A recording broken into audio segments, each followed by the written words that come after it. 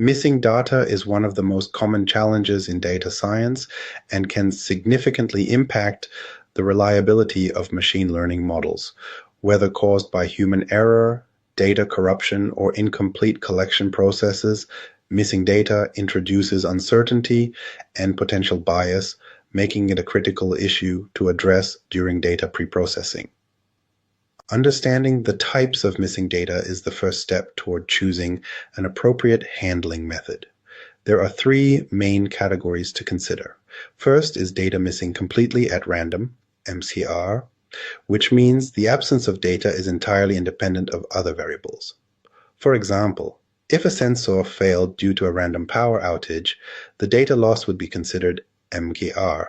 Second is missing at random, MAR, where the probability of a value being missing depends on observed data, but not the missing value itself. For instance, if younger customers are less likely to provide income details in a survey, the missingness depends on the age variable.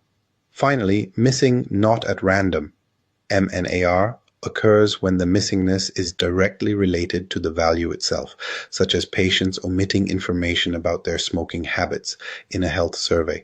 The way missing data is addressed depends on its nature and potential impact on the dataset.